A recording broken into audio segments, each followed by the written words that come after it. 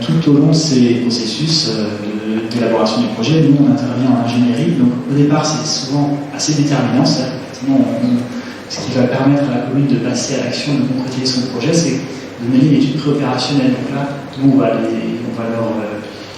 les aider à rédiger le cahier des charges, à faire la consultation, à accompagner l'étude. Et puis on apporte aussi des subventions sur ces études qui permettent au projet de se définir avant de passer à l'acquisition foncière, où là, vraiment, le projet est enclenché. Et tout ça, ça dure 7 ans dans les conventions que l'on passe avec les collectivités, ce qui est la durée maximum de nos conventions, hormis quelques cas particuliers, quand c'est vraiment complexe, ou sur des thèmes, par exemple, on est à 10 ans, et sinon, la durée de convention complexe, c'est 7 ans. C'est la durée, en gros, d'émergence d'un projet de mise en œuvre, puisqu'on le voit, le foncier, c'est quand même un point souvent assez bloquant qui nécessite du temps pour mettre en œuvre des procédures, au-delà de tout ce qui peut se faire à l'amiable. Ensuite, un petit point rapide, pour vous rappeler aussi les critères d'intervention qui sont les nôtres. Alors, on l'a déjà dit, on intervient prioritairement sur des problématiques et sur des projets de logement ou d'activité économique. On intervient en renouvellement urbain. Et donc, quand une commune vient de vous chercher sur un projet d'extension sur des terres agricoles naturelles, ça arrive de temps en temps, eh bien, nous n'attendons pas. Et nous demandons une densité minimum de 20 logements par hectare. Alors ça peut faire parfois discuter sur certains territoires, parce que les lotissements, justement, dont on parle, qui sont réalisés des densités moindres. Néanmoins, dès lors qu'on parle de projets qui se situent en centre-bourg ou en centre-ville, en fait, on se rend compte que c'est pas une vraie difficulté, que les 20 logements à hectare, on les a largement. Et je ne sais pas si on va calculer à l'échelle de Tréveneux qu'avec 3 logements sur l'espace que ça représente, je pense qu'on pourrait y être assez facilement. D'autant que dans la densité, on compte aussi les commerces ou les services qui sont inclus dans le projet. Et puis enfin, un autre critère évidemment important pour nous, c'est les 20% de logements locatifs sociaux, puisque l'objectif c'est de loger tout le monde et de répondre à un besoin de logement, notamment pour les plus démunis. Donc 20% de logements locatifs sociaux et avec une dérogation possible, je précise, parce que souvent dans les petits bourgs, ça peut être difficile. Et ce sera sûrement un des sujets aussi de nos échanges, c'est qu'on ne trouve pas facilement des opérateurs dans les territoires un peu éloignés des flux des lignes principales en centre-Bretagne. On a des bailleurs sociaux qui viennent peut-être plus difficilement. Donc dans les opérations de 5 logements et moins, on n'arrive pas à faire venir les bailleurs, eh bien on peut déroger à ce critère. Et une chose importante aussi à savoir, c'est que dans nos modalités d'intervention, donc nous aidons les communes évidemment par l'expertise, les moyens qu'on leur apporte, les subventions en études, mais ensuite en matière de travaux, on peut les aider assez fortement pour réduire le coût du foncier. Parce qu'un des points pour mettre en œuvre des projets de rénovation de bâtis existants dans des bourgs existants, et bien c'est le coût à la fois du foncier bien sûr, mais surtout, c'est souvent bien supérieur, le coût de démolition, de réhabilitation quand c'est nécessaire, et c'est ce qui fait que bien souvent on a des coûts qui expliquent pourquoi le développement urbain se continue sur des terres agricoles moins chères. Donc nous, pour éviter ça, on a un dispositif de minoration foncière, c'est-à-dire que les travaux que l'on fait, eh bien, on peut en garder une partie à notre charge, et on peut garder jusqu'à 60% des coûts que l'on va réaliser sur notre maîtrise d'ouvrage. Donc, comme j'ai dit tout à l'heure, les coûts de démolition, de curage, de dépollution, 60% on mettra à la charge de l'EPF, et puis la commune n'aura qu'à régler les 40% qui restent. Tout ça étant aussi conditionné au fait qu'on est bien sur une opération déficitaire. Si l'opération s'équilibre, il n'y a pas de... ça paraît évident, mais c'est important de le rappeler, on intervient sur cette aide financière quand il y a un déficit d'opération. Bon, ce qui est souvent le cas quand même quand on est sur des bâtis compliqués ou sur des fonciers compliqués. Voilà, et donc ce montant de minoration est déduit à la fin du portage de ce que nous doit la commune, puisque à la fin du portage foncier, on refacture au moment de la vente tout ce que nous aura coûté le terrain. Donc, le terrain lui-même, les travaux qu'on y aura fait, les éventuelles études complémentaires, et puis les impôts, etc. Donc, ça, c'est un exemple à l'objet pour illustrer voilà, une opération qui est quand même fortement aidée par le dispositif de minoration, puisque sur un foncier qui va coûter un peu plus de 200 000 €, ils vont avoir une minoration de 96 000 €. Et puis un petit projet qui est mené par l'agence Seno, qui est sur une ancienne glacière sur le port de Loctudy. Alors, les actions clés de l'EPF sur les centralités, on en a beaucoup parlé tout à l'heure, on ne vais pas trop le redire, mais pour nous, ce qui a été important, effectivement, cette thématique des centralités qui se dévitalisent et puis qui sont vidées par des projets qui sont réalisés en périphérie, eh bien, ça fait un moment qu'on l'a constaté. On a lancé dans les premières années de l'EPF une étude qui a été assez marquante aussi. Je crois qu'on l'a évoqué tout à l'heure, mais c'était quelque chose d'assez important pour nous. C'était une étude sociologique qu'on a menée avec le cabinet Mana et Saver et qui a alimenté pas mal de discussions, de réflexions, conduisant jusqu'à notre appel jusqu'au colloque de Saint-Brieuc, puis aux appels à candidature. Et cette étude sociologique, elle a permis de pointer du doigt quelles étaient les problématiques de dévitalisation liées au logement, au commerce, à la problématique des mobilités, des services. Et ça permettait de manière un peu comment dire, sous forme d'un diagnostic, mais un diagnostic qui se tourne aussi sur qu'est-ce qu'il conviendrait de faire, qui permettait de pointer justement les dysfonctionnements à traiter et de manière un peu globale à l'échelle du centre-bourg. Donc ça a été mené sur 8 communes, dont 2 opérations pilotes qui étaient Josselin et Médé, sur lesquelles on est allé un peu plus loin parce que ces communes étaient volontaires justement pour expérimenter, pour aller chercher d'autres, en tout cas s'attaquer véritablement et globalement à la question de la dévitalisation de leur centre-bourg. Et puis ça a servi un peu de méthode, de référence pour ensuite pas mal d'autres projets. J'en dirai peut-être quelques mots tout à l'heure, puisqu'on a eu un SMH sur les communes. Et puis ensuite, évidemment, ce qui a été assez évidemment marquant, c'est les 2 appels à candidature qui ont été lancés en 2017 et puis en 2019 sur les centres-villes et centres-bourgs. Et donc, on en a déjà pas mal parlé, je ne vais pas trop développer. Ça, c'est quelques photos du chantier à Josselin, parce qu'à Josselin comme à Melay, on a aussi mené des chantiers pilotes pour essayer de voir un peu concrètement sur des bâtis existants, vacants, difficiles à remettre sur le marché. On les a accompagnés, ces 2 communes, dans la définition des travaux, dans l'acquisition du foncier au départ, même si, en l'occurrence sur Josselin, on n'avait pas acquis le foncier, mais on les a aidés à le négocier et à le maîtriser. Et puis ensuite, on les a accompagnés dans un programme de travaux qui, justement, répondent un peu aux besoins qui ont été pointés par l'étude sociologique. Donc une expérience qui a permis de voir aussi combien ça coûte, quels sont les obstacles techniques, juridiques et autres. Et puis finalement, ça a permis, dans le cas d'espèce, à la fois de remettre sur le marché un logement qui était à la place d'un ancien commerce vacant, vous voyez à gauche, et puis de capitaliser cette expérience avec un petit guide qu'on a sorti avec Pruded, qui nous a accompagnés dans ces démarches. Et on n'a pas cité d'ailleurs tout à l'heure, mais Pruded est un partenaire aussi important dans tout ce travail d'accompagnement des communes. Alors Pruded, c'est une association, je vais me tromper en essayant de retrouver ce que ça veut dire Pruded, mais en tout cas c'est une association qui permet de capitaliser les expériences des communes dans le domaine du développement durable au sens large. Donc c'est beaucoup de l'aménagement, mais c'est aussi de l'action sur l'emploi, le commerce.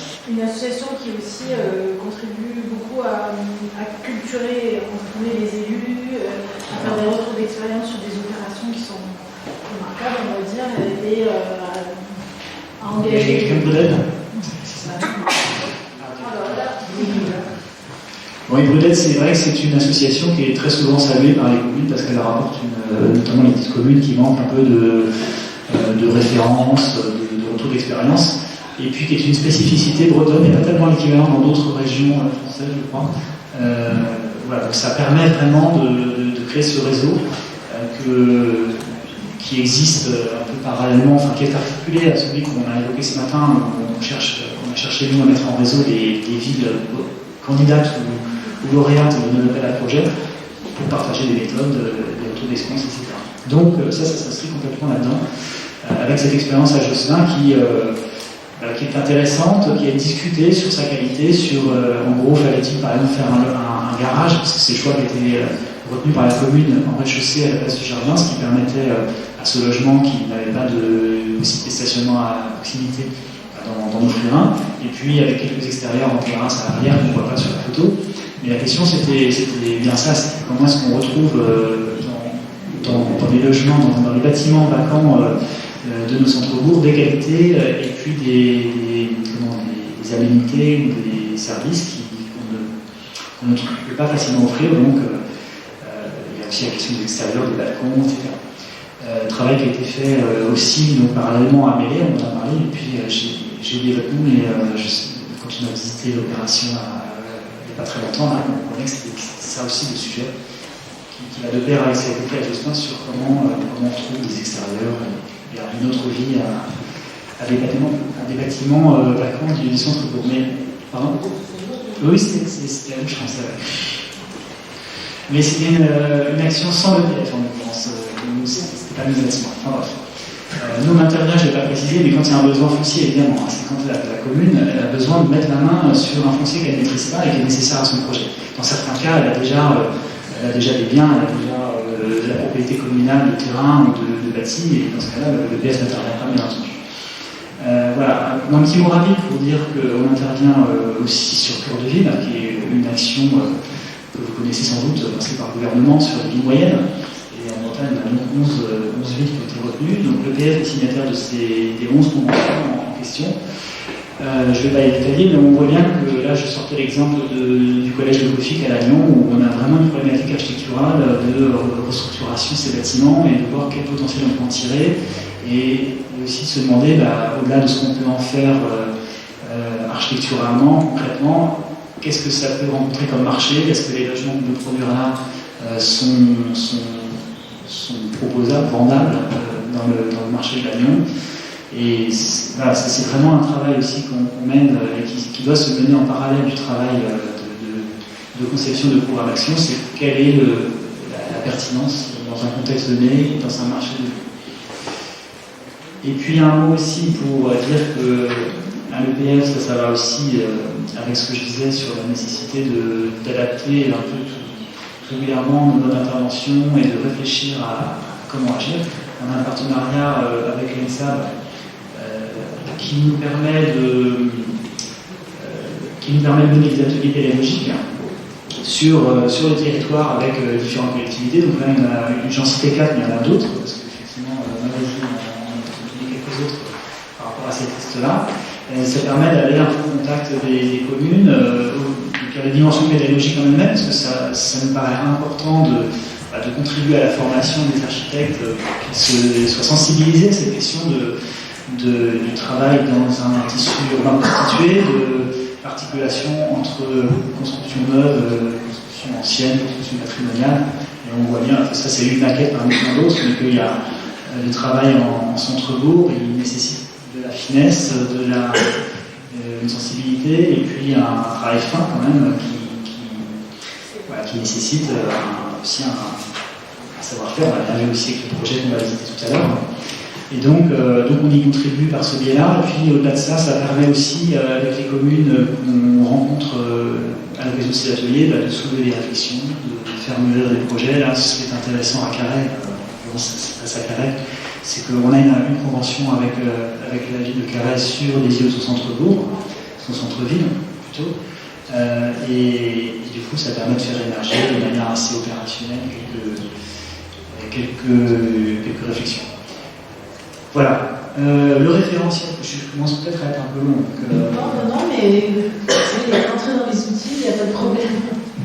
Alors, je vais rapidement évoquer le référentiel foncier. En fait, ce qu'on met derrière référentiel foncier, c'est l'idée de regarder de manière un peu globale les besoins en termes de foncier pour réaliser des projets à venir et les opportunités. Et donc on l'a fait comme ça à l'échelle de plusieurs communes et ça leur a permis ensuite d'être beaucoup plus outillés quand ils ont à mettre en œuvre un projet, quand elles doivent arriver des DIA, des déclarations d'intention d'aliéner, des ventes, pour savoir s'il y a un intérêt à acquérir ou pas, par exemple. Je ne veux pas être trop techno, mais après on pourra rentrer.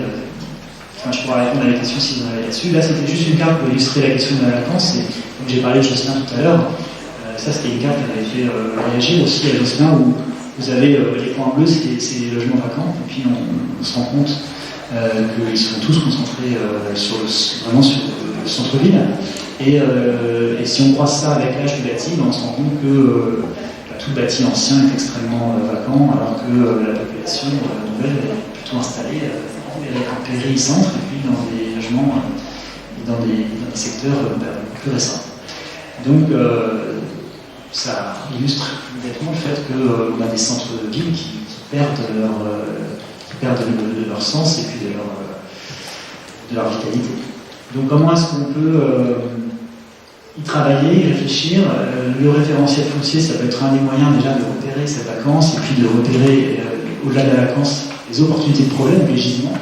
Et donc, on a mis en place une méthodologie à l'EPF qui permet d'accompagner les communes dans ce travail et qui permet d'aller jusqu'à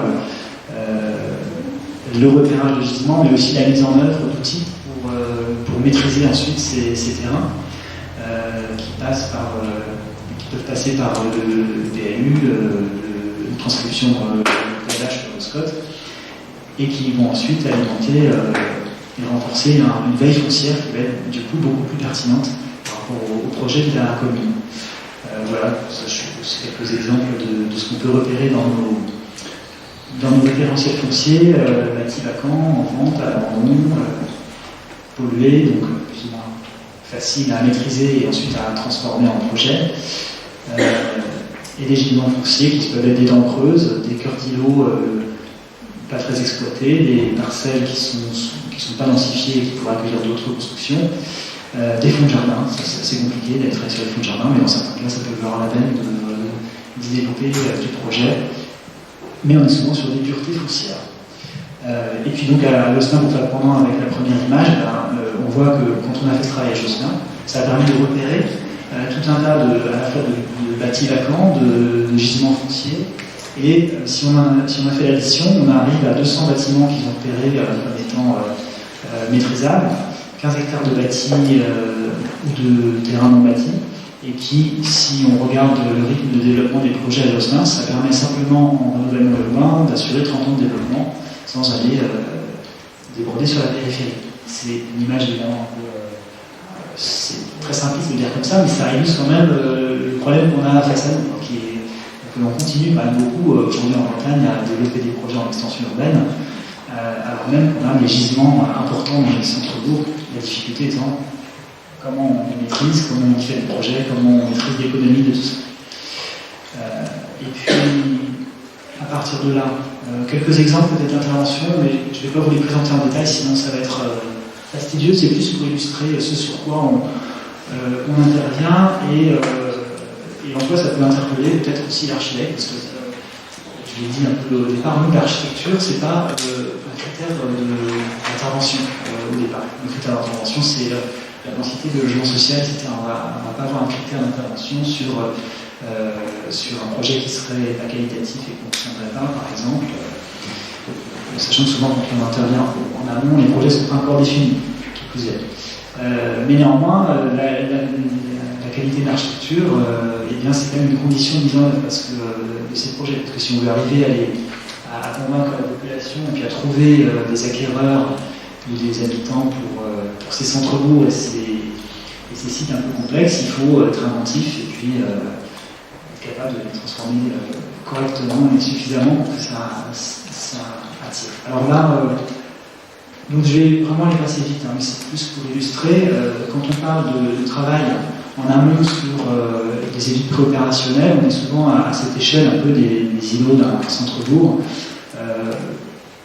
face à une commune qui a repéré des gisements, des secteurs un peu sous-valorisés et parfois sous-densifiés, même s'il n'y a pas que la densité qui compte. Et donc, comment est-ce qu'on peut retravailler des espaces publics et puis un maillage qui permet de recréer du logement à la fois du semi-collectif et souvent, comme on a dans nos projets, de de l'individuel dense et même un peu de logement individuel là, sur le côté, à droite, puisque quand on parle de densité, nous c'est globalement sur le terrain, donc ça n'empêche pas qu'on puisse avoir quand même quelques parcelles un peu plus importantes si ça a son sens dans un centre-bourg. Donc ça, on va accompagner, c'est juste une image, mais des communes pour qu'elles arrivent à caractériser un peu leur projet, et dès lors que ça rentre dans nos critères, comme je les ai décrits tout à l'heure, on va passer ensuite à l'action pour maîtriser ces terrains et passer à la phase opérationnelle. Voilà, bon, j'ai parlé de mêlée, donc une petite image, ça c'est deux bâtiments que le BF avait maîtrisés et qui, dans le cadre d'une réflexion assez globale, assez zoomée sur un bien, mais on avait fait de la même manière qu'à Josselin, une étude de référentiel foncier et une approche à l'échelle de la commune. Et puis récemment, le bâtiment que vous avez à l'image a été inauguré. C'est un ancien commerce qui a été transformé en un logement qui se développe sur les deux bâtiments, auparavant séparés. Alors, quand on parle d'intervention centre-bourg en logement social, on a un exemple que je trouve assez intéressant à Laz, dans le Finistère, avec une intervention Finistère Habitat là, sur quelques logements qui sont venus se greffer d'un tissu déjà existant et puis un projet de la commune, tout à fait à gauche, au niveau de la grille. Et quand on parle de densité, les 20 logements par hectare font parfois peur, mais quand on montre des références comme ça, tout de suite ça parle au début, ça paraît plus faisable. On a aussi le commerce de cette opération à l'arrière. Alors, ce qu'on a aussi souvent, c'est du bâti compliqué, vacant depuis un moment, assez emblématique à l'échelle d'un bourg. Là, c'est le disponible dans le Finistère sud. Et là, c'est le genre de projet vraiment compliqué. Parce que comment est-ce qu'on peut transformer un bien comme ça pour y faire du logement social, en l'occurrence, et puis arriver à trouver un usage de rez-de-chaussée. Et puis en fait, je ne vais pas tout développer, mais on a des parties à l'arrière qui sont vraiment à l'arrière du bâtiment principal et qui sont difficiles à transformer en logement dans l'ombre du bâtiment principal. Et là, on est en train de travailler avec Finistère Habitat et son architecte sans trouver de solution évidente, avec un projet assez déséquilibré financièrement, parce que ça va coûter très cher. Toute une discussion aussi sur le dernier étage, est-ce qu'on arrive à en faire des duplex, parce que ce serait vraiment intéressant, mais c'est plus compliqué pour un bailleur de gérer des duplex. Et donc voilà, là, il y a un vrai travail de conception qui se fait en parallèle bon, là, on est déjà propriétaire, et toute la question, c'est la sortie de portage avec le bailleur. Et alors le cas aussi très classique, c'est le bien abandonné en centre-bourg, abandonné depuis des années, en déshérence. Et là, il s'agissait d'un bien à Molac, dans le Morbihan, dans ce centre-Bretagne, avec un bien une succession en déshérence, c'est souvent ce qui se passe, avec les 37 héritiers. Il fallait les identifier tous pour arriver à ensuite un menu de procédure qui permettent à l'EPF, enfin en l'occurrence là c'est pas l'EPF qui est allé jusqu'au bout, la commune l'a acquis, mais dans bien d'autres cas, c'est là-dessus qu'on aide les petites communes rurales qui sont bien en peine de mener des procédures juridiques vraiment complexes qui nécessitent de la généalogie. Voilà, donc ça c'est quand même des choses très courantes. Après le projet à faire derrière, voilà, j'ai vu l'image, c'est un projet assez simple, je ne porte pas de jugement sur le projet en lui-même, mais c'est vraiment très marquant pour une toute petite commune, d'arriver à maîtriser enfin un bien en ruine et d'en faire, de redonner un usage. Et puis le cas qu'on a très souvent, c'est le commerce sur le monté de logement, où c'est le dernier commerce de la commune, le commerçant à la retraite. Du coup, il est prêt à vendre son bien, ça va donc probablement redevenir un logement banal.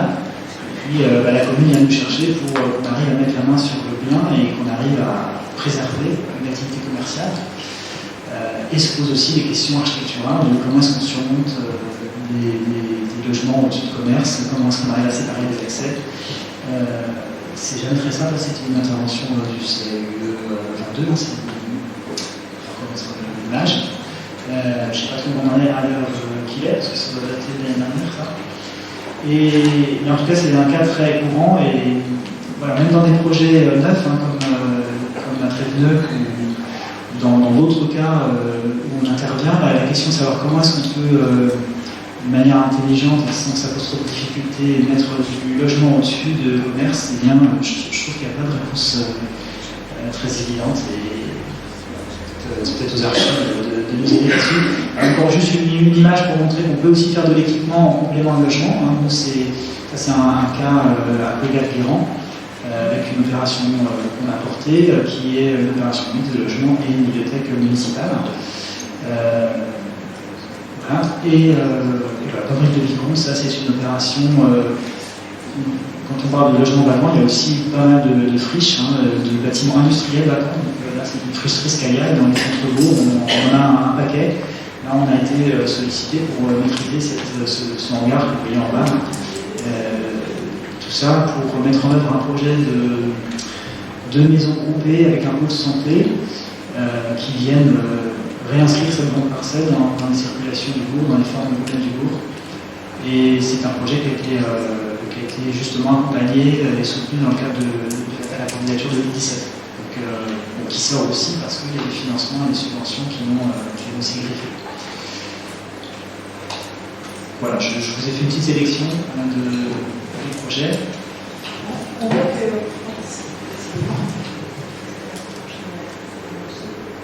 voit que la difficulté, c'est ce que vous disiez, c'est la sortie du projet, c'est que la première partie, tout ce qui est maîtrise foncière, diagnostic, vous êtes, c'est assez modé, mais la question reste entière sur qui va porter le projet derrière et comment on va trouver finalement attirer un promoteur ou un bailleur social pour venir porter le projet et pas le faire supporter finalement la commune qui bien souvent ne peut pas le faire.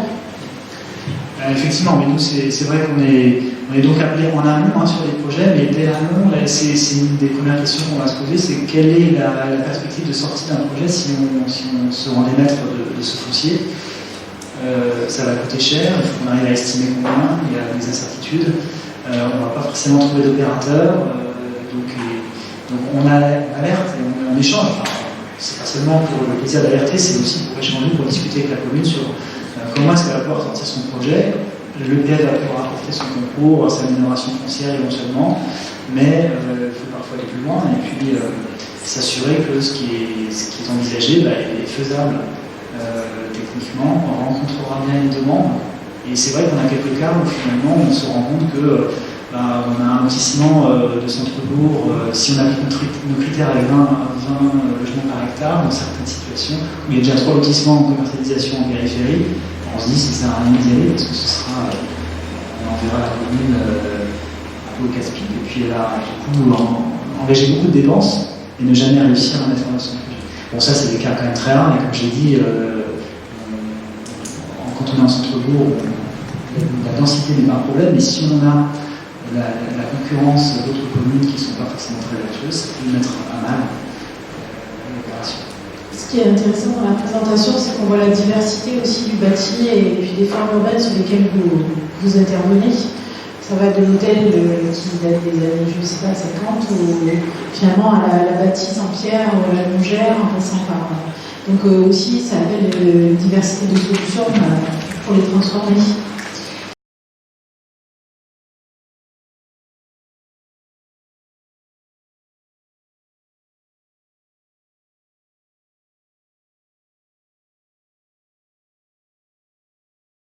Elisabeth, quand vous voyez ce patrimoine, tout ce qu'on a vu comme type de projet, vous venez d'une autre région, comment vous travaillez? Est-ce qu'il y a des choses qui vous parlent par rapport à la méthode que vous avez mis en place, à votre travail que vous faites de résidence architecte?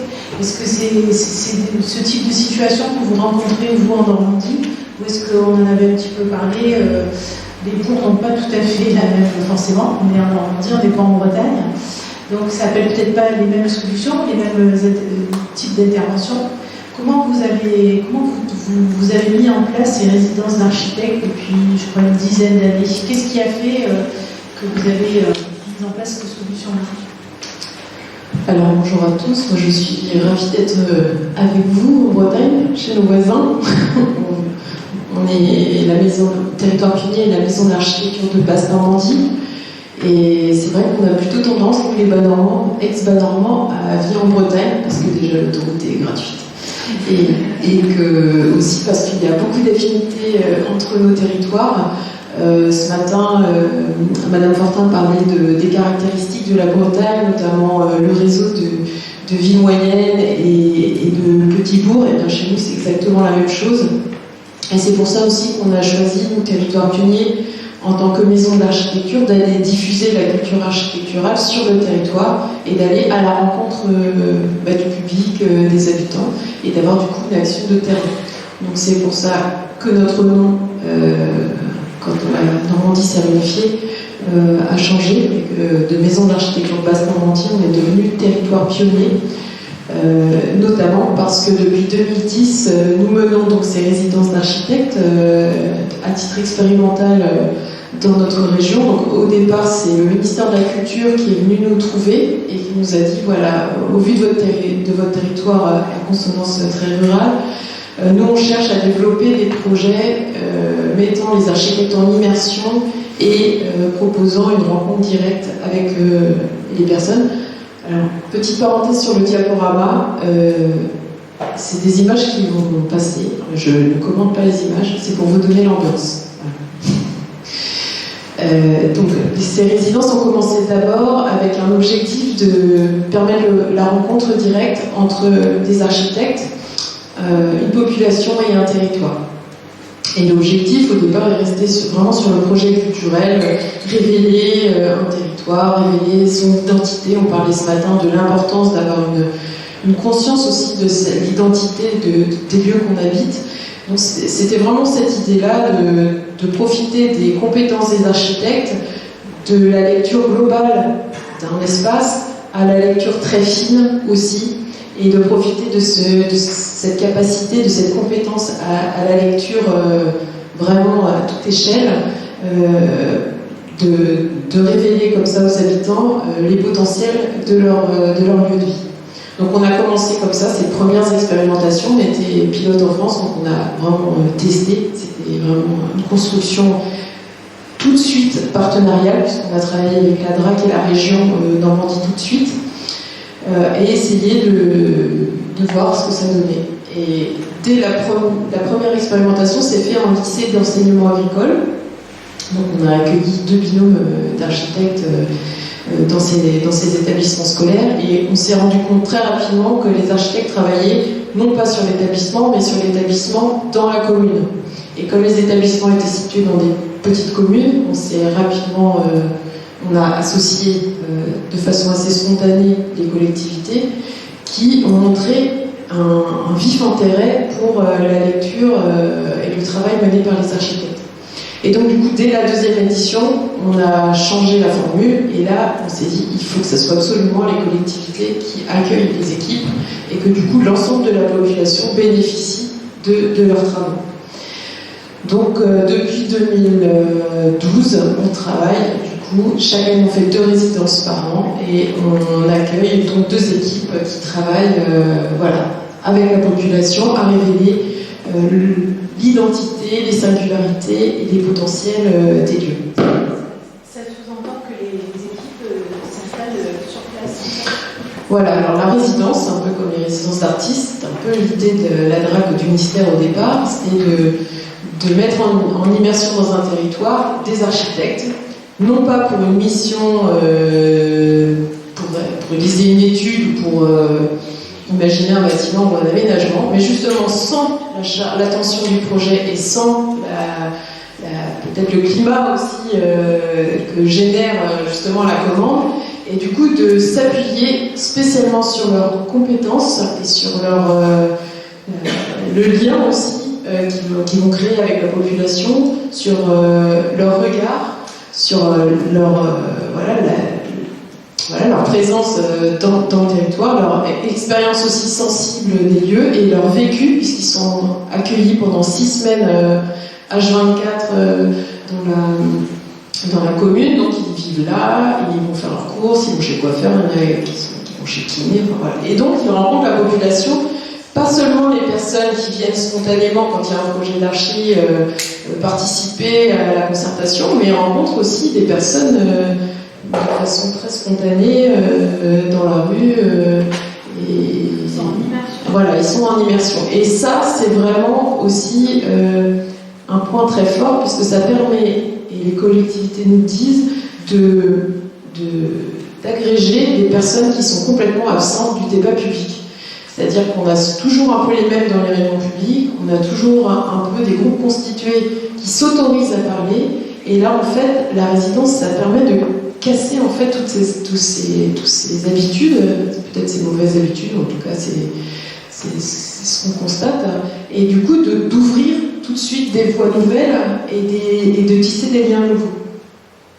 Alors nous, notre rôle en tant que maison d'architecture dans tout ça, c'est à la fois d'accompagner la collectivité, c'est-à-dire au départ saisir aussi un territoire qui va être auquel la résidence va pouvoir apporter ses lumières, j'ai envie de dire, que ça puisse être utile pour le territoire, c'est-à-dire si les élus ne sont pas ouverts à l'expérimentation ni à accueillir ce type de dispositif, ça sert un peu à rien. Donc en fait, au tout départ, on s'était dit on va aller vers des territoires où il ne se passe rien, pour essayer de créer une première dynamique, de pousser quelque chose.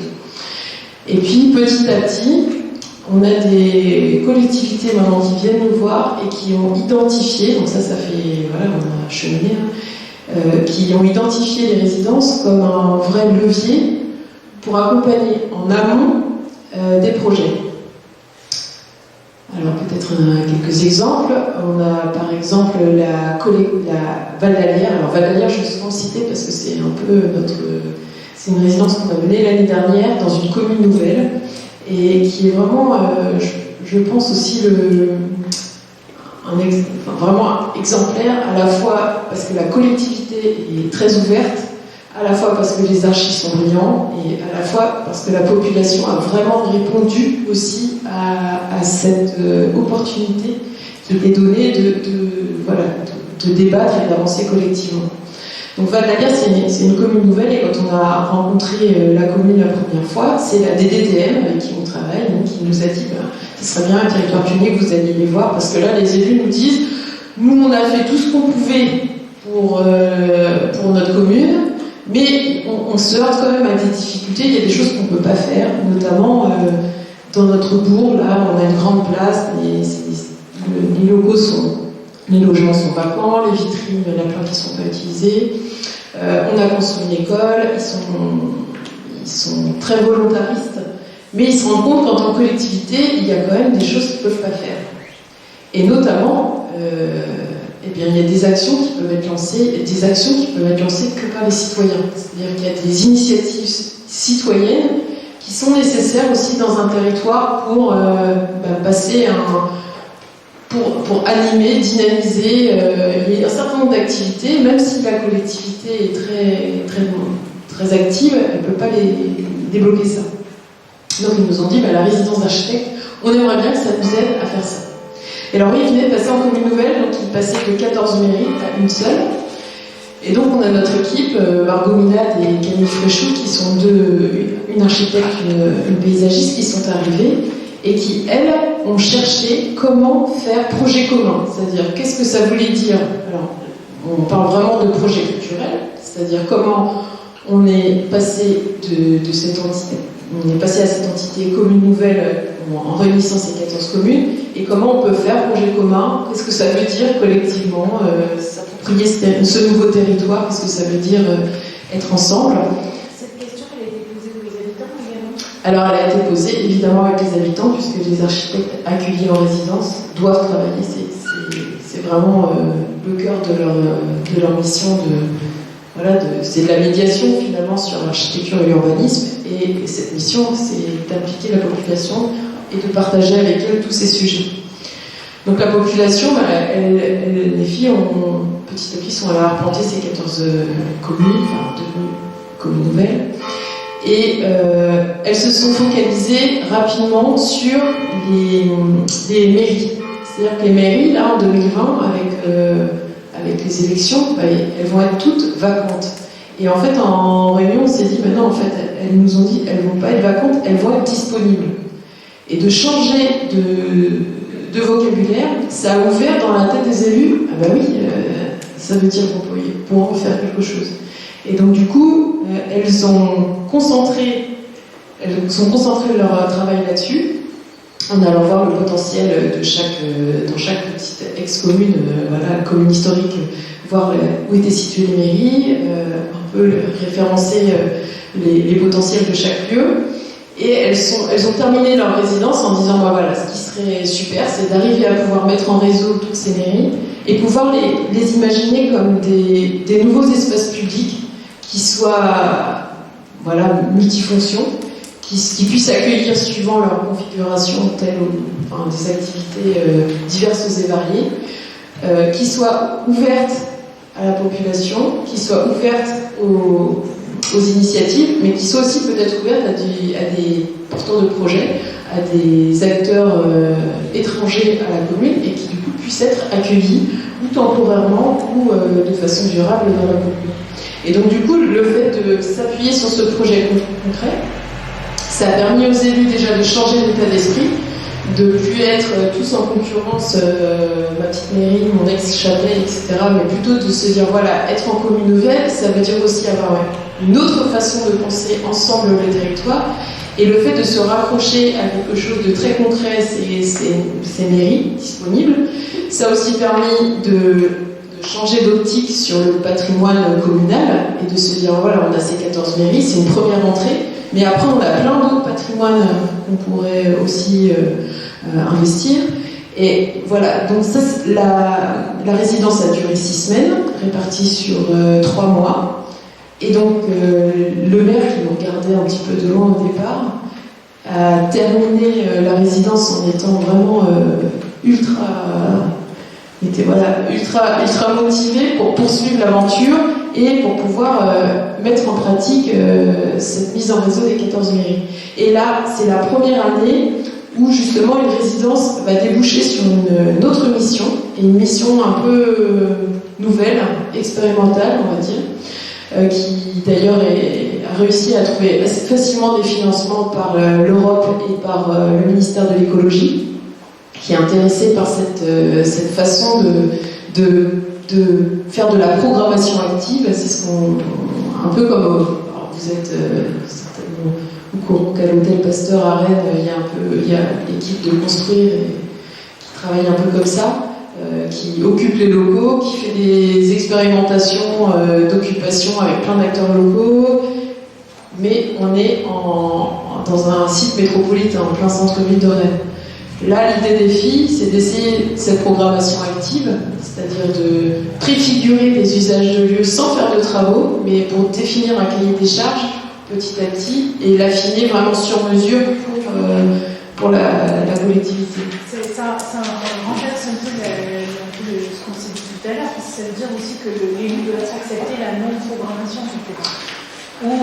Alors, nous, les résidences, en fait, c'est pas accepter, c'est surtout valoriser des compétences de l'architecte qui sont souvent oubliées, quoi. C'est-à-dire que souvent, l'architecte, il arrive, le cahier des charges est déjà défini et il répond à une commande.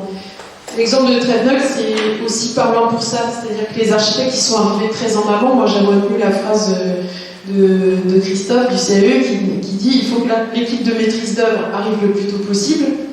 Et bien là, nous, elle arrive avant le projet. Et là, du coup, d'arriver avant le projet, ça permet de travailler ensemble, donc de se connaître, de faire connaissance, de se faire confiance, d'apprendre à voir sans l'attention du projet comment chacun, avec ses intérêts, avec sa culture, avec sa casquette, trouve sa place dans le débat collectif, arriver à partager un vocabulaire commun, et ensuite, c'est plus facile, quand on a déjà regardé ensemble le lieu qu'on habite, d'avoir des architectes aussi là qui permettent aussi d'avoir un regard extérieur et qui permettent de remettre en lien et en perspective et d'écrire ce récit commun lié au territoire, c'est-à-dire révéler les singularités des lieux, alors, mais pas seulement des lieux, c'est-à-dire bien repérer aussi l'état d'esprit, comme on habite ici, c'est-à-dire comment les gens vivent aussi. C'est quoi le rythme? Est-ce qu'ils préfèrent faire la fête? Est-ce qu'ils sont plutôt rando? Est-ce qu'ils sont plutôt... voilà, il y a un gros programme culturel. quelles sont aussi les richesses humaines et comment ensuite on peut relier richesses humaines et patrimoine pour en faire un vrai projet commun, singulier et propre à l'identité des lieux. Et la restitution des résidences, souvent, donc c'est aussi une sorte de préfiguration de projet, c'est-à-dire que les architectes orchestrent leur restitution dans un lieu stratégique, un petit lieu, je sais pas, une place, souvent c'est la place publique, souvent c'est un espace public parce que c'est le lieu aussi qui rassemble l'ensemble des habitants, mais ça peut être aussi des parcours, ça peut être aussi beaucoup plus fin. Et l'idée c'est d'activer avec un événement, avec ou des installations, de commencer à activer ces lieux pour montrer qu'ensemble on peut faire ce premier projet. Et on l'a fait en 6 semaines, on l'a fait ensemble, on a partagé une première fois cette méthodologie de travail, on a créé ce précédent ensemble, et donc du coup, l'idée c'est que quand les architectes s'en vont, les habitants ont déjà eu cette expérience et peuvent ensuite remobiliser tous les acteurs qui ont été associés, etc. Alors nous, Maisons d'Architecture, on a un rôle particulier, c'est que, un peu comme les CLUE, on est des acteurs du territoire. Et donc, on crée un lien entre l'action des architectes avec la collectivité et les habitants, donc là à l'échelle locale, et nous on crée un lien à l'échelle régionale, voire nationale.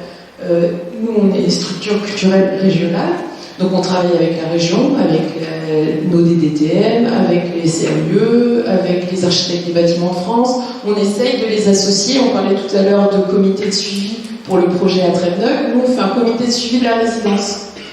Mais les partenaires, on les associe dès la sélection. C'est-à-dire que la sélection, elle se fait avec eux. Et ensuite, on avance ensemble, on accompagne les architectes dans leur démarche. Donc, eux, ils sont sur le terrain. Et nous, à chaque réunion, on amène notre expertise d'acteur régional, chacun avec nos casquettes.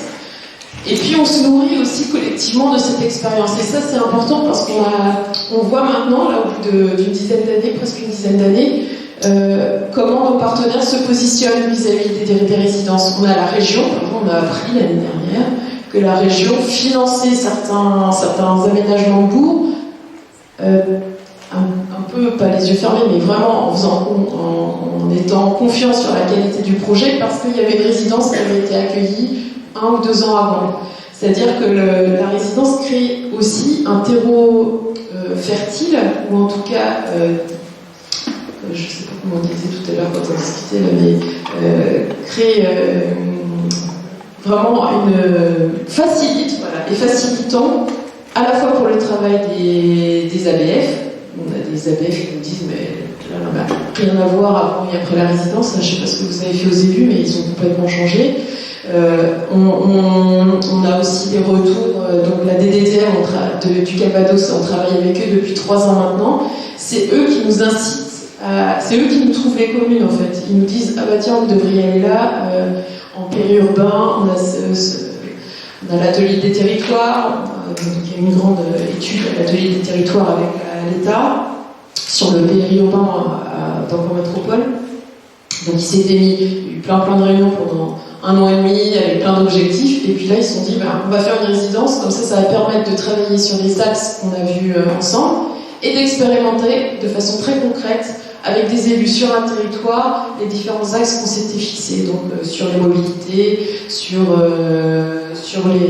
les espaces publics, dans les lotissements par exemple, ces espèces de bandes vertes là, qui sont obligatoires dans les lotissements, et puis en fait ça devient des espaces, des noms d'espaces, ou des espaces en tout cas que la collectivité doit entretenir et qui coûtent très cher. Et donc du coup, nos résidents là, à Hermanville-sur-Mer sont venus travailler en prolongement de l'atelier des territoires à expérimenter sur ces différents sujets. Donc voilà, nos partenaires du coup locaux s'appuient beaucoup sur ces expérimentations pour nourrir leurs propres réflexions, font des retours aussi auprès de leur ministère. Et ce qui fait que là, du coup le ministère de l'écologie n'a pas hésité à poursuivre à Val-d'Alière. On a aussi la région qui finance du coup des travaux assez facilement. Ouais, les 14 000. Alors là, les filles viennent de revenir. Donc pareil, le cahier des charges, on l'a monté avec le CAUE. Donc c'est la commune, le CAUE, le territoire pionnier, qui ont travaillé ensemble pour travailler sur cette nouvelle mission. Ce sont des missions d'AMO, mais en même temps de programmation. Donc un peu avec nous. Franchement, moi j'étais vraiment en retrait là, parce que ça, le CAU, il sait très bien faire. Moi, je sais pas faire ça. Moi, mettre en lien tout le monde, travailler tous ensemble, faire des rendez-vous conviviaux, être garant de que tout se passe bien, ça je sais faire, mais après, sur des questions réglementaires, c'est moins mon travail. Mais voilà, chacun. Alors, intéressant à Valéria aussi, ils avaient un projet de réaménagement de leur place de centre-bourg.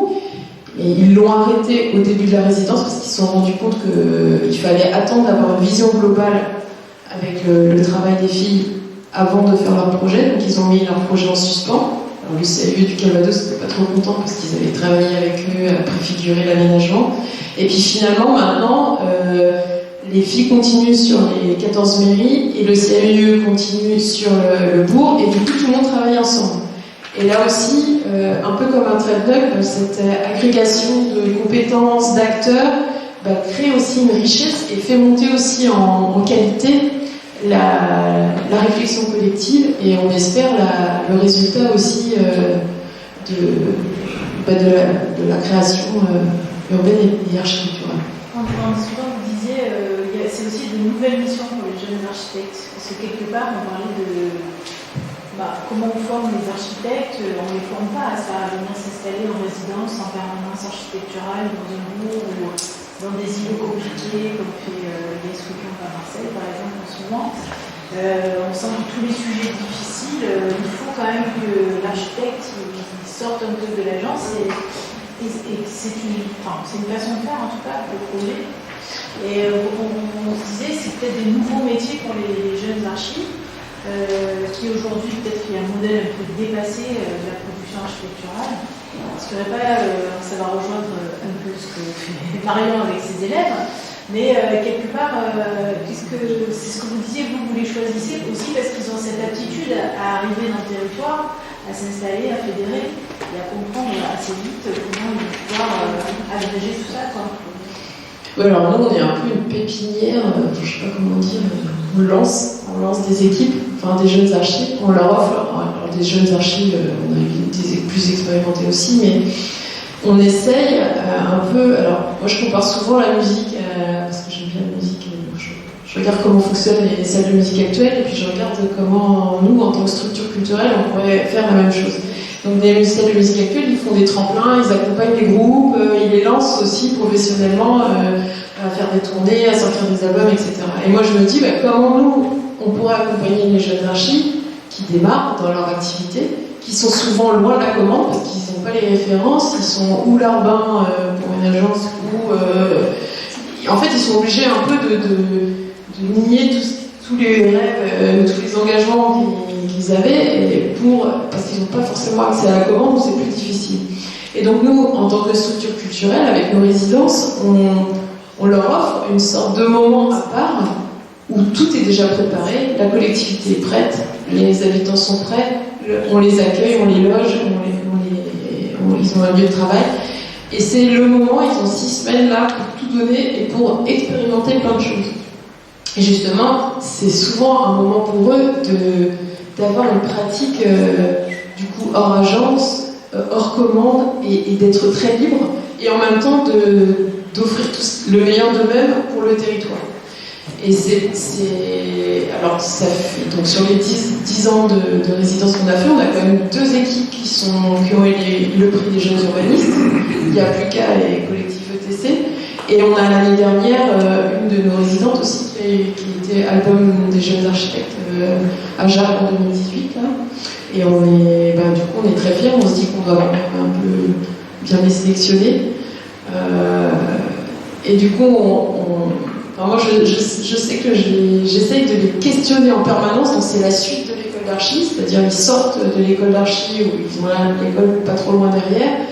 Et moi, je passe mes réunions de suivi à les questionner sur le sens de tout ce qu'ils proposent, de la pertinence sur le temps proposé, sur...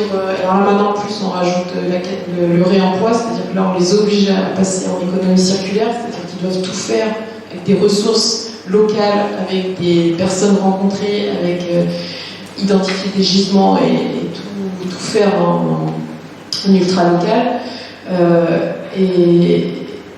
Mais en fait, bon, je suis un peu dure des fois quand ils sont là, Elisabeth, tu nous as encore tout retourné notre projet. Non, la réunion suivie, là, c'était... Et en fait, une semaine après, ils sont là, non mais t'avais trop raison, mais oui, là c'est beaucoup plus fluide, on voit où on va, voilà.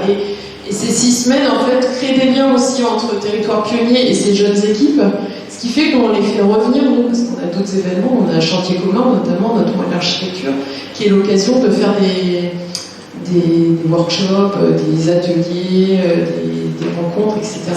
Et donc, ces architectes qui ont tout donné là, en milieu rural, souvent loin de notre métropole caennaise, c'est l'occasion de les faire venir et de partager aussi avec les Caennais, avec les archives de façon plus générale qui sont plutôt concentrées dans les villes, et de partager ce qui s'est vécu et de aussi essayer de capitaliser un maximum. Donc c'est pour ça aussi que j'ai répondu favorablement à la demande de nos amis de la Maison d'Architecture de Bretagne, parce que je me suis dit, voilà, il faut absolument aussi qu'on puisse partager un maximum ces façons de faire nouvelles, ces voies qu'on ouvre par l'expérience, mais aussi qu'on peut chacun inventer là où on est.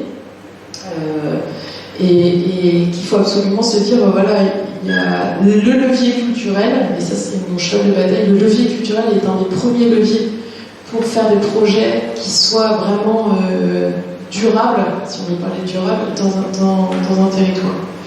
Parce qu'ils sont sur mesure, parce qu'ils sont faits avec ceux qui sont là, parce qu'ils sont faits vraiment en ayant une attention fine, mais aussi en ayant pris le temps d'observer à l'échelle plus large autour.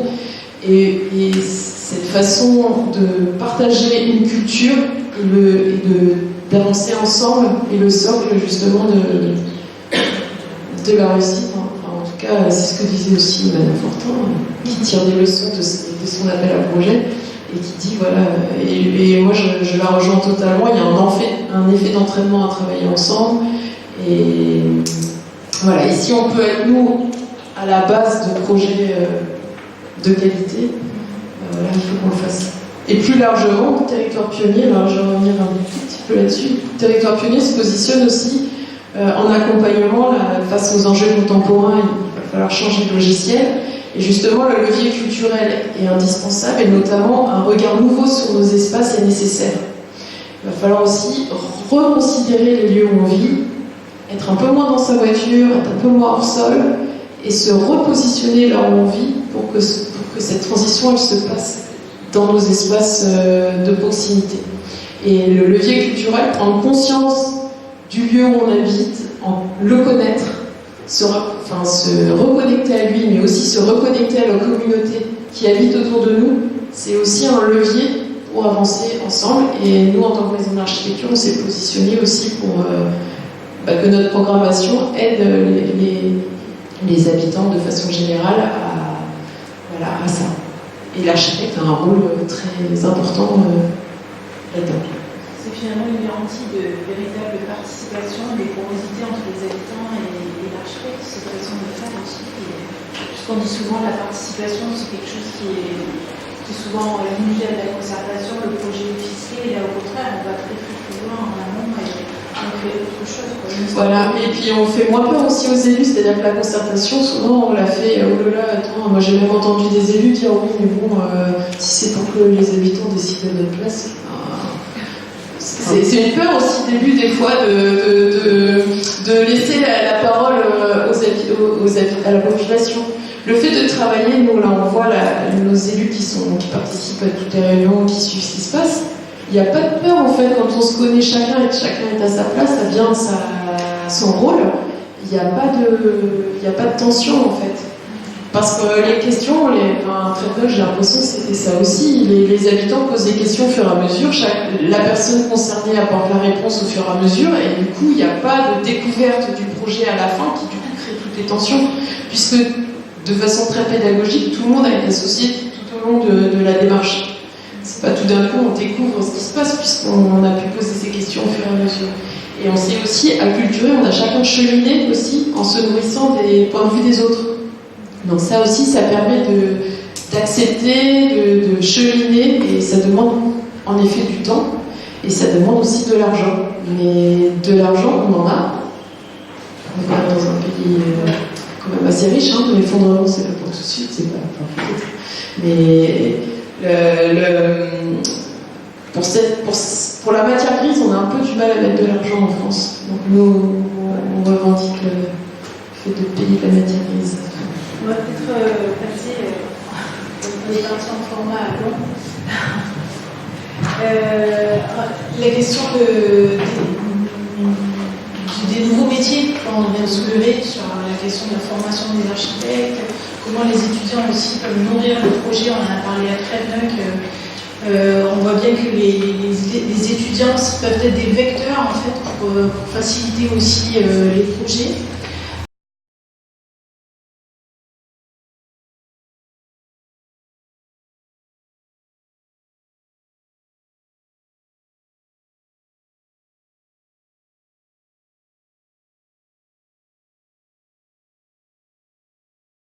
Marion, toi, tu as travaillé sur plusieurs projets, dont Créveneuc, avec tes étudiants de l'école d'architecture. Est-ce que tu peux parler un petit peu de la méthode d'enseignement et à la fois peut-être de comment cette porosité s'installe entre le projet, les équipes de maîtrise d'œuvre et les maîtrises d'ouvrage et éventuellement maîtrise d'œuvre. Bonjour. Alors là, il s'agit d'ateliers d'architecture de l'école, de master. Ce ne sont plus des jeunes architectes. Et la durée d'un semestre, c'est 4 mois à peu près. Donc c'est un temps assez court. Une chose m'intéresse beaucoup, c'est qu'on a très peu de population qui est rurale. Mais par contre, le territoire rural représente au moins 80% du territoire français. Et je trouve qu'il est assez négligé et que son paysage aussi se banalise énormément sous le coup des lotissements, sur les routes.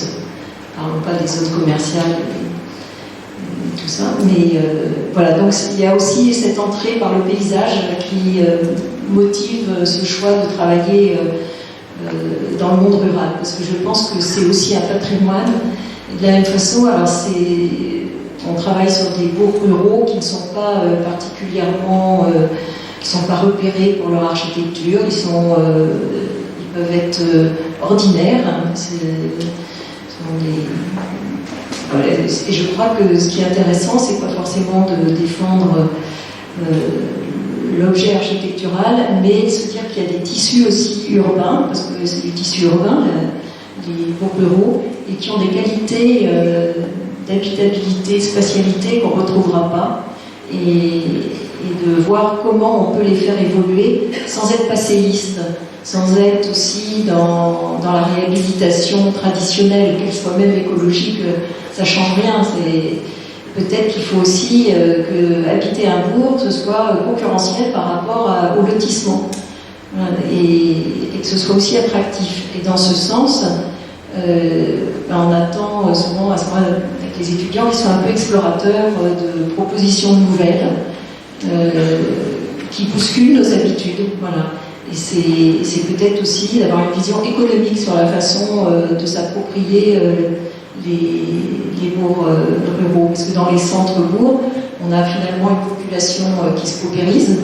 Parce que qui a envie d'habiter une maison qui donne sur la rue? Autrefois, habiter sur la rue, effectivement, ça avait une valeur commerciale, c'était intéressant. Mais aujourd'hui, c'est une catastrophe, surtout que souvent, c'est pas au sud. Ça peut être n'importe quoi comme exposition, puisque l'intérêt, c'était le commerce. Donc, ce qui était un atout autrefois devient très pénalisant pour le bâti.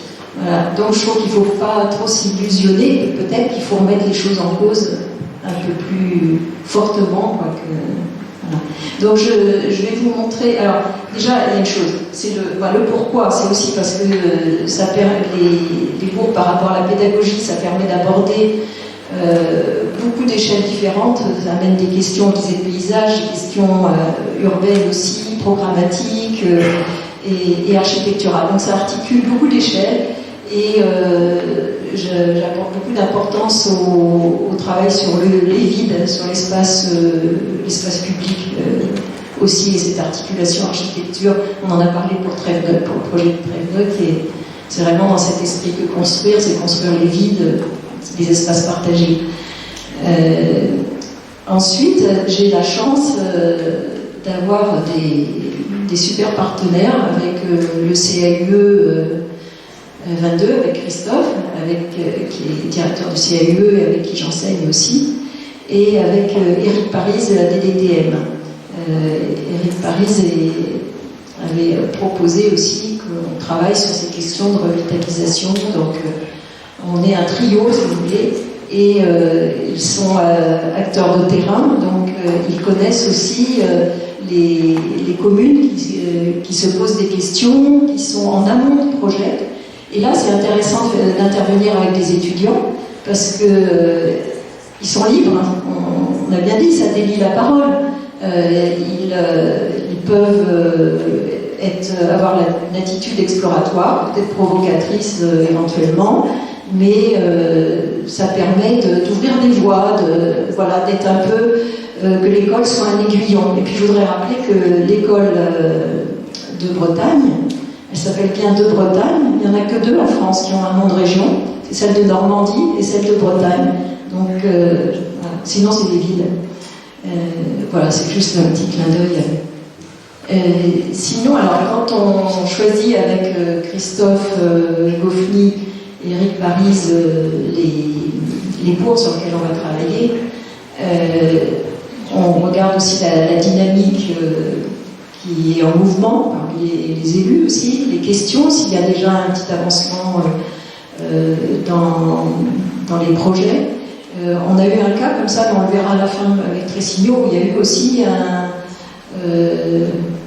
un concours auprès de professionnels après, à la suite, et les étudiants sont venus à la présentation des professionnels, à la présentation des projets. Donc c'était assez... pour eux, ils étaient plus très nombreux parce qu'ils sont partis à droite à gauche. Le master, ils sont vite embauchés loin. Mais donc c'est assez intéressant ce retour.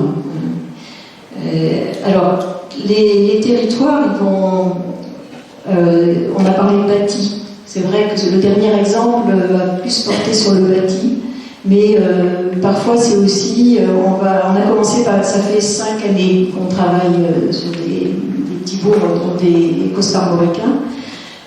Tressigno, c'est le premier travail, et là il y avait déjà un programme, c'est assez intéressant parce qu'il y avait quand même une demande. Les étudiants ne sont pas non plus des programmateurs, même si sur place, leur travail est aussi de déceler le potentiel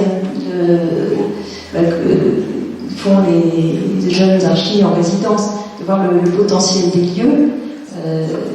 Mais pas que, je trouve ça important. On vient que 4 mois, c'est important qu'il y ait un petit travail en amont quand même au niveau de la définition des besoins. Après, on a travaillé, alors c'était à Tressigno, ils avaient besoin d'une bibliothèque, de logements, il y avait déjà des terrains acquis par l'EPF, d'autres qui étaient municipaux aussi. Donc ils se posaient des questions sur le bâti, sur leur devenir, un café qui ferme aussi.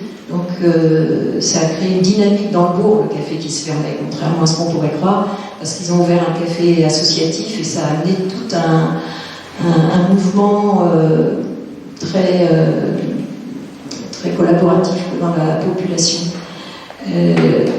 Après, on a travaillé à Plouguenat, donc on est en centre-Bretagne. Là, c'est plus un travail d'acupuncture, beaucoup de terrains vides en centre, hein, donc comment les utiliser. À Plouran, donc tout près d'ici. Je vous les énumère un peu rapidement, on va les regarder, mais je vous expliquerai pas les projets, c'est pas le but, mais plutôt les problématiques que ça a débloqué en fait. Plouran, parce que c'est une commune, ici il y a du bâti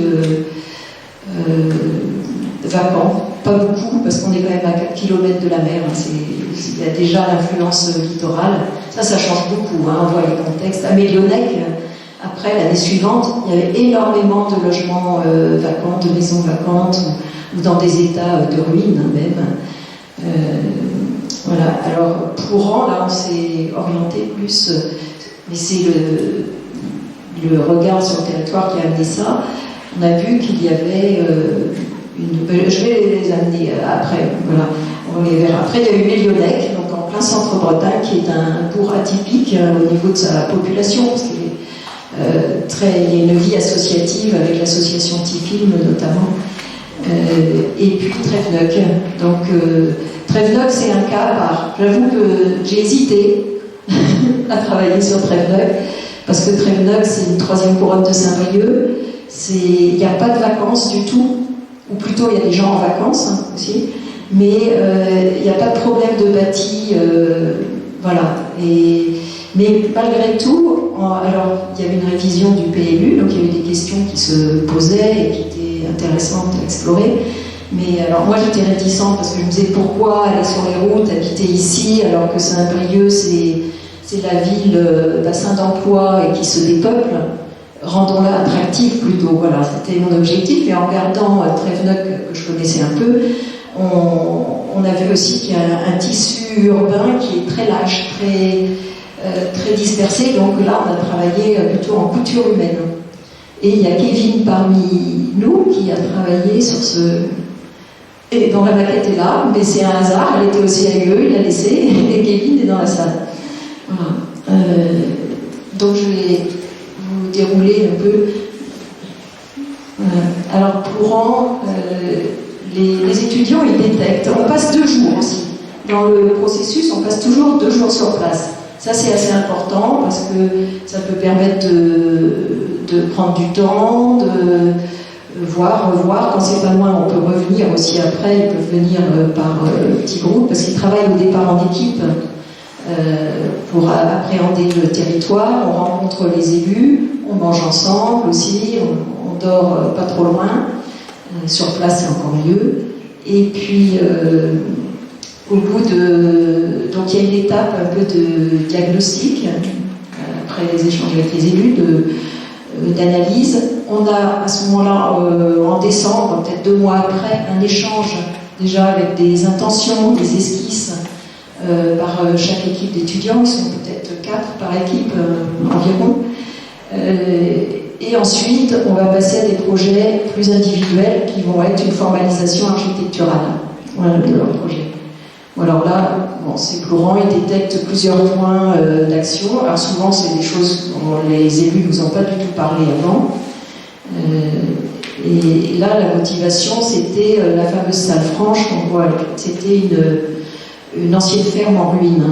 Et les élus se posaient la question de son devenir. Et finalement, les étudiants ont pointé la place, qui posait plein de problèmes, très cloisonnée, des problèmes à la mairie aussi, qui étaient...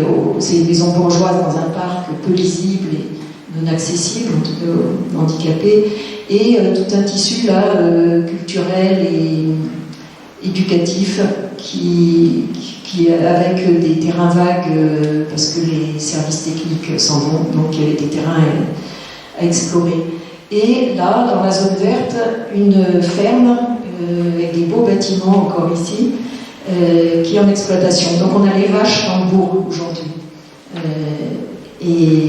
Et ça, c'est une zone qui est à urbaniser. Donc forcément, il y a eu des débats et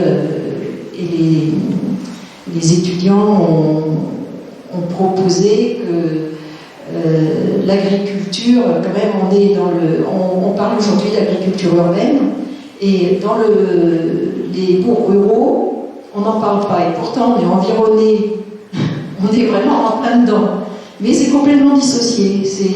Le circuit court existe rarement, parfois, mais c'est rare. Et puis cette agriculture, on s'en protégerait plutôt, parce qu'elle n'est pas très vertueuse sur le plan de la santé. Voilà. Donc, bon, là, il y a eu une suggestion, et de se dire, c'est vraiment l'identité d'un... Après ce mot qui est un peu délicat, mais tout le monde, ce qui est important, c'est de savoir qu'on habite là et pas ailleurs. Et se dire que ce monde rural, c'est intéressant d'habiter avec aussi cette empreinte, cette vie, cette économie qui est liée à la terre, et que ce soit présent. Donc il y avait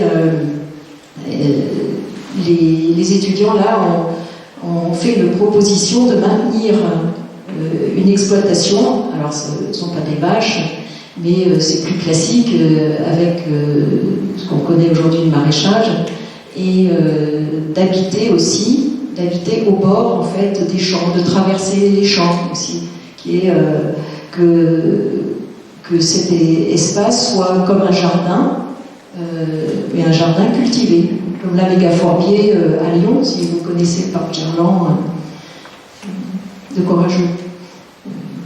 Voilà, donc ça c'était l'emprise de l'exploitation et une simulation. Alors ça c'est des documents qui ont été repris par deux jeunes architectes de l'agence Bras pour faire un dossier dans un appel à projet.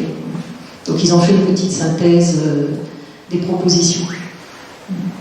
Alors ça disons que c'était pas du tout attendu par la commune. Et ça, c'est pas impossible qu'il y ait une suite. Donc peut-être que effectivement un professionnel serait arrivé en disant moi je vais vous faire tout à fait autre chose que votre PLU, la zone 1U, où on peut vendre le terrain à bon prix au mètre carré. Là, ben, quand même, les élus se sont questionnés sur le fait d'avoir un habitat dense et par contre d'avoir une zone de maraîchage bio, habitable, on va dire. Voilà. Bon, après, je ne sais pas, parce qu'il y avait plein d'autres questions. J'en sors juste la grande idée qui est ressortie sur chaque projet. Mélionnec, c'était l'année dernière.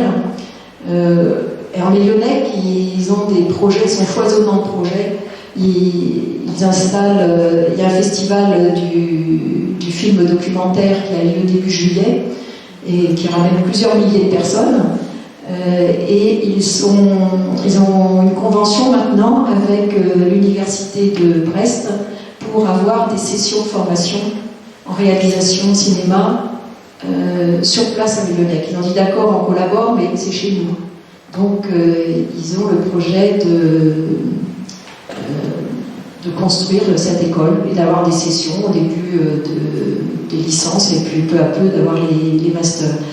Ils ont aussi un projet le canal de Nantes à Brest n'est pas loin, et puis culturellement ils sont assez dynamiques sur la musique, c'est le Centre Bretagne, et ils font partie des villages d'Europe, donc c'est tout un échange culturel entre les pays. Ils se reçoivent beaucoup et ils veulent construire une auberge aussi, un peu dans ce cadre-là. Une auberge, c'est assez ambitieux le nombre de places. Alors c'est une commune de 400 habitants, mais c'est assez étonnant. Il y a une épicerie qui n'est pas associative, elle est rentable. Il y a un resto très routier au niveau de la qualité mais enfin voilà, il y a de tout. Il y a une brasserie, je ne sais plus, mais il y a des activités et il y a une épicerie donc, qui fait bar. Et là, on voit des annonces cherche logement. Je ne sais pas, c'est quand même assez rare de voir ça en centre cherche logement, mais ceci dit, il y en a plein qui s'effondrent. C'est trop cher de les retaper. Donc voilà Mélionnec, c'est tout petit. Il n'y a pas encore à Mélionnec de l'impact des lotissements. Donc quand on arrive, on est vraiment confronté au bourg qui est sur son promontoire et au paysage agricole, pâturé essentiellement. Et cette qualité, elle est importante parce que oui, il y avait aussi dans les projets de la mairie un écoquartier. Alors je crois qu'il ne faut pas se dire que l'écoquartier, ça met à l'abri du lotissement stupide au niveau spatial.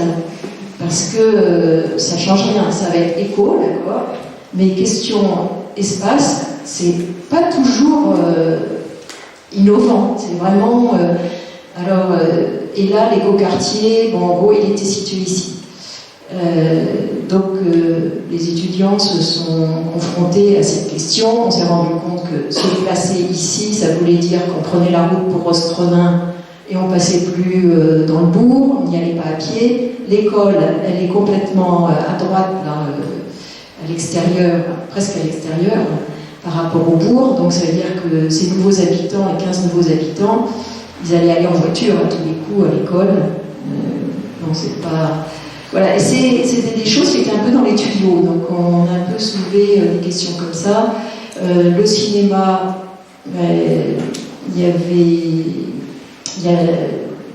après il y a eu des programmes mixtes, les étudiants ont proposé des programmes mixtes, cinéma, mairie, parce que la mairie elle est toute petite, et il y en a parce qu'ils ne mâchent pas leurs mots, les étudiants, ils ont dit, mais on dirait, qu'est-ce qu'on dit, pas les pissotières, mais...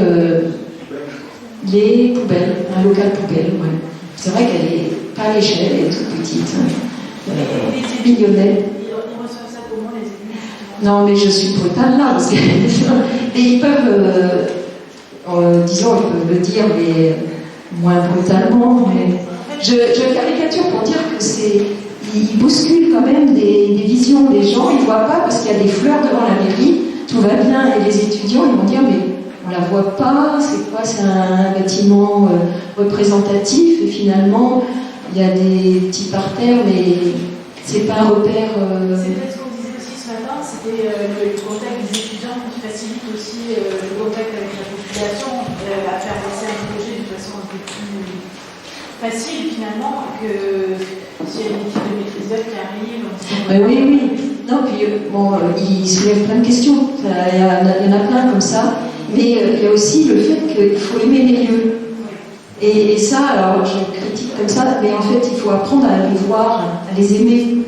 Et parce que si on a choisi ces lieux-là aussi, c'est parce qu'ils ont des qualités par leurs élus qui sont actifs, et aussi parce qu'il peut y avoir une dimension pédagogique dans les espaces qu'on choisit, dans les bourgs qu'on choisit.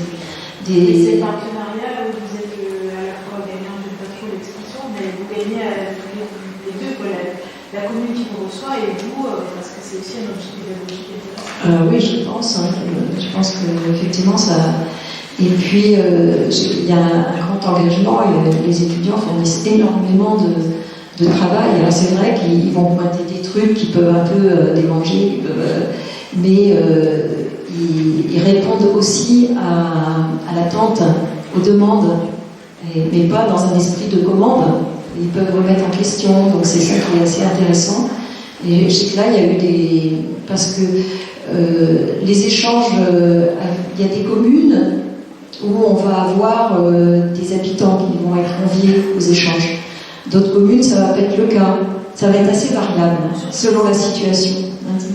Sur Tressigno, on va peut-être pas avoir le temps de rentrer dans le détail de Tressigno, mais ça me faisait penser à ce que tu disais à Tressigno, où vraiment il y a eu une implication de la population, les projets ont été présentés à plusieurs reprises aux habitants, et on a senti que vraiment il y avait quelque chose qui se passait, voire qui a débouché, je crois, sur un projet qui a été réalisé. Ils avaient déjà quand même le souhait elle a besoin de ludothèque et de logement parce qu'ils avaient des acquisitions, et on va voir le devenir des bâtiments, comment faut-il les retaper ou en faire autre chose.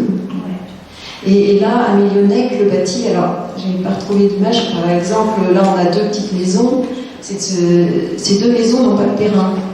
Et plutôt que de les retaper et se dire, ben, c'est des gens qui vont habiter au bord de la rue, là, eh bien, il y en a une, ils ont fait le choix de se dire, ben, ça va être l'enclos, le jardin, avec des murs de l'autre. C'est-à-dire, on ne retape pas à tout prix, mais par contre, on garde le tissu, on garde une structure urbaine. Et il y a une mémoire aussi, c'est de travailler avec ça. Je sais que tu es sensible à la géographie des lieux. Oui, ça c'est un dada. Le socle géographique, c'est quand même ce qui fonde. Le sol, on en a parlé ce matin aussi. Et si la ville est là, c'est parce qu'elle a un relief, et les lotissements, justement, ils effacent toute cette topographie, ce rapport aussi Bon, rapidement, c'est des vues générales. Après, chaque étudiant a développé. Là, on va zoomer. On trouve une halle, qui a une perganda.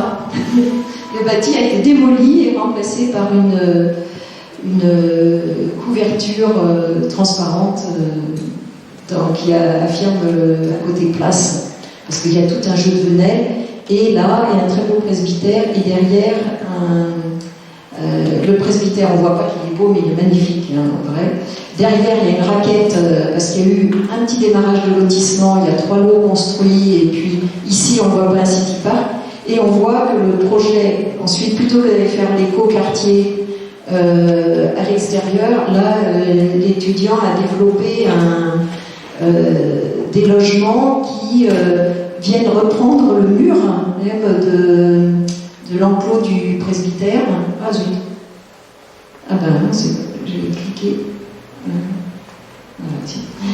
Voilà, il se débrouille pour que les logements soient au sud, pour qu'il y ait aussi une échelle agréable. Et là, il y a un cinéma. Voilà, pour dire qu'on peut faire danse sans aller faire des lotissements, mais par contre, on remet en question la raquette, on construit sur la raquette, on remet en question le City Park qu'on va mettre ailleurs. Voilà. Donc, c'est des choses qui, a priori, n'étaient pas évoquées.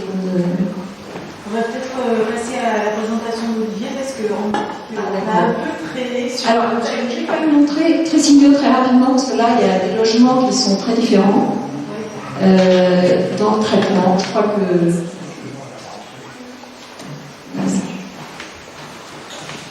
C'était un bug. Et Tressigno, là, on a 2 bâtiments quand même, qui sont vides et qui sont propriété de la mairie. Ce sont ces 2-là. Il y a un café associatif et puis l'autre, ils ne savent pas quoi en faire. Et derrière, des terrains. Tout ça, c'était acquis.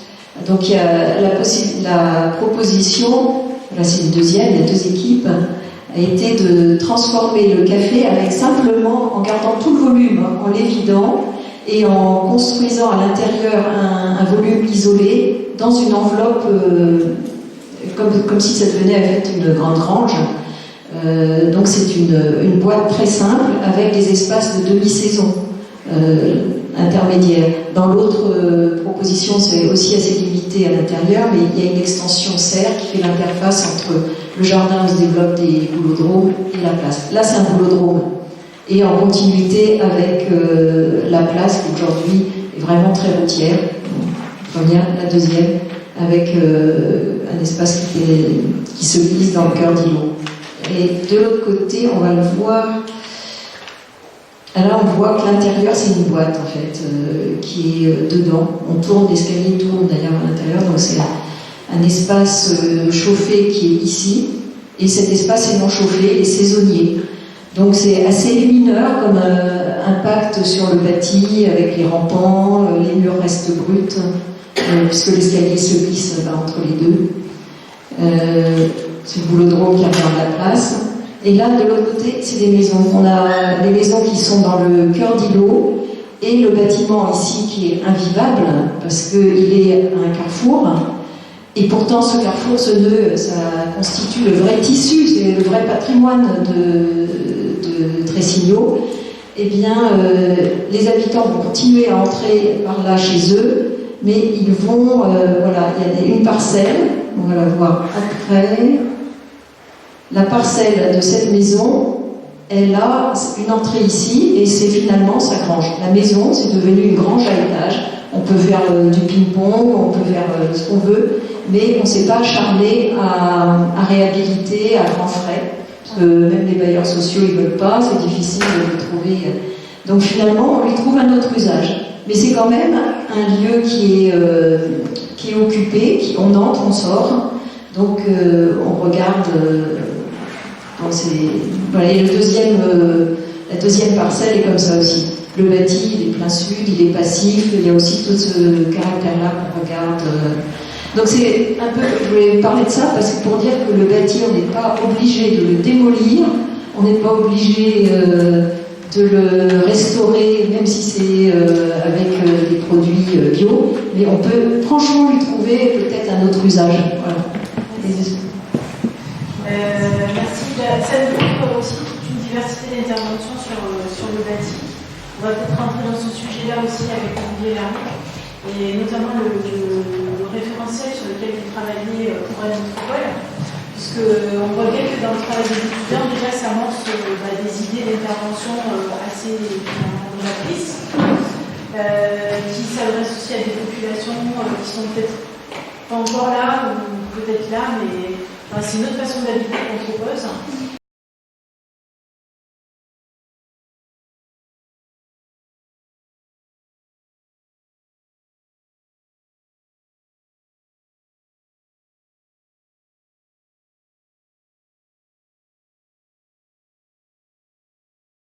Vous travaillez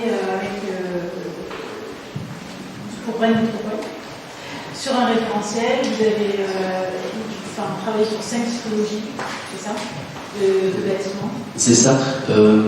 Si on a 2 minutes, ou tu veux qu'on aille tout de suite sur... Non, mais T'es un peu pressé, je pense. Ouais. Tout le monde est pressé. On va parler directement de ce qu'on fait avec Rennes Métropole. Donc, alors, déjà, juste titre sur la Bretagne, expliquer un petit peu qui on est.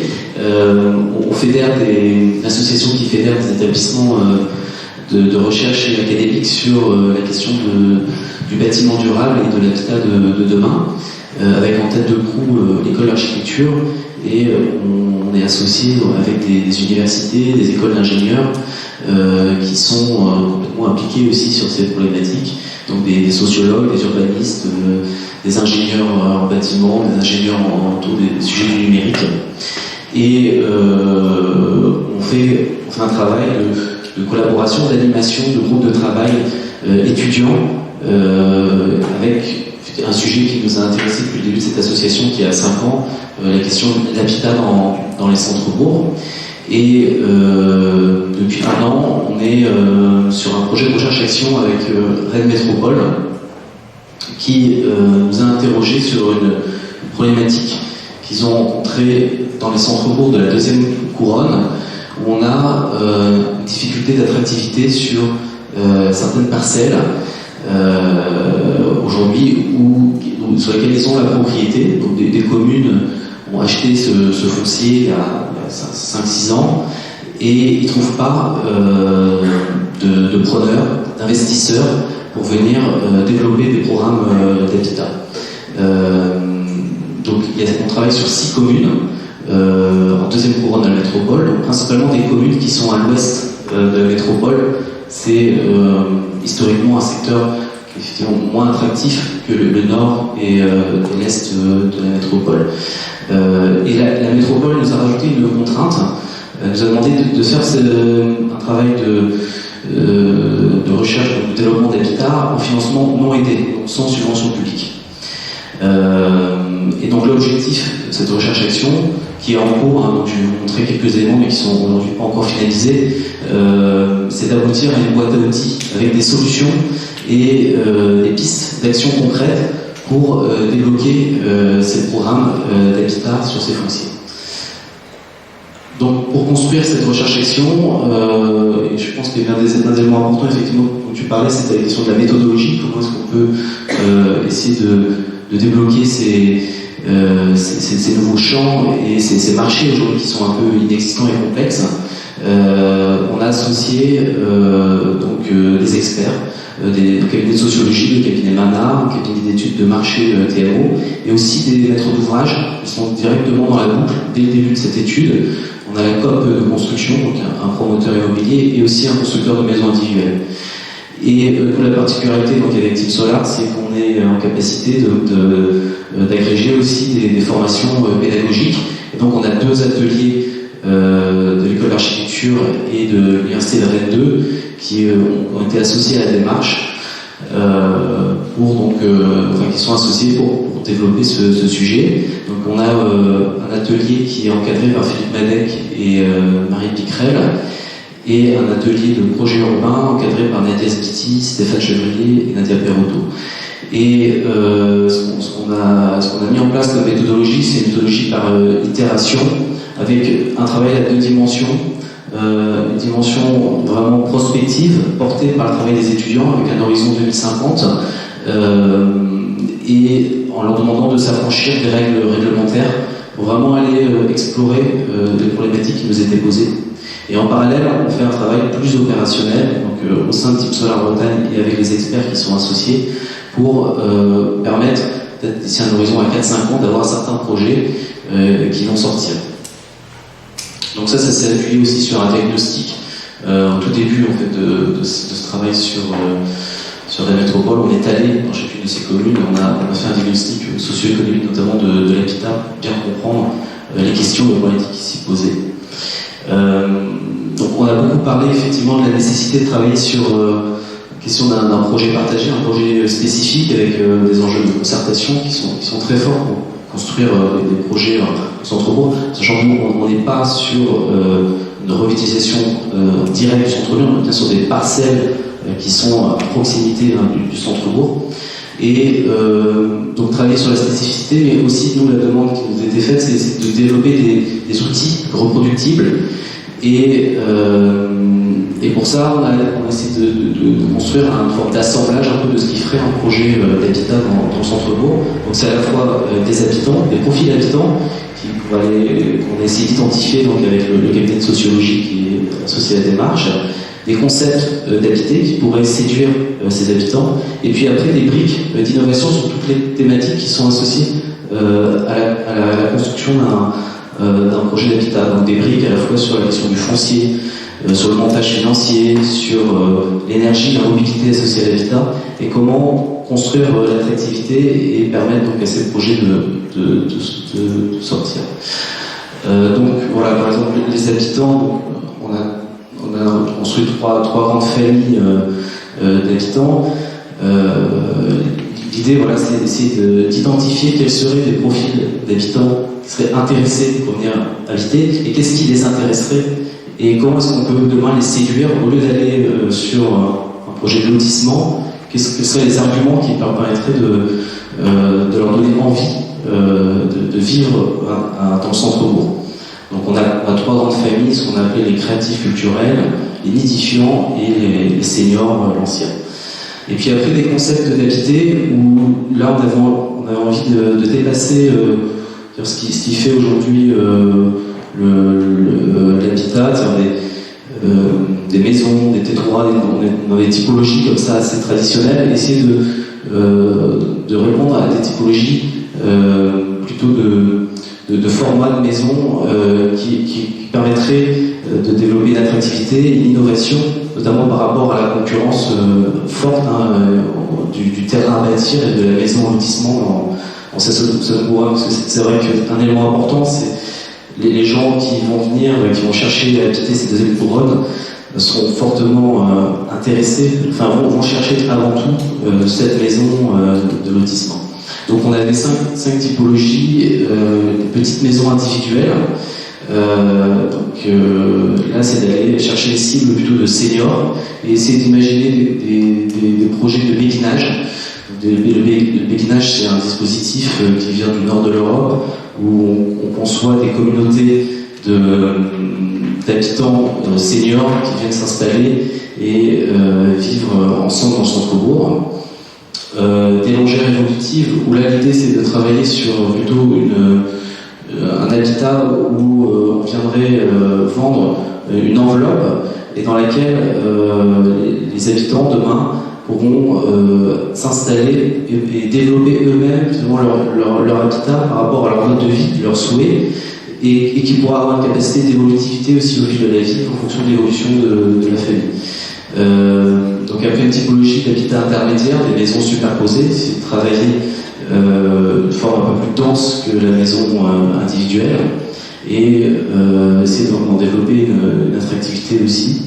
Et puis sur les maisons patrimoniales, on est sur une idée de développer des colocations de petits logements T1 pour notamment aller viser des cibles d'habitants qui seraient en des ruptures résidentielles.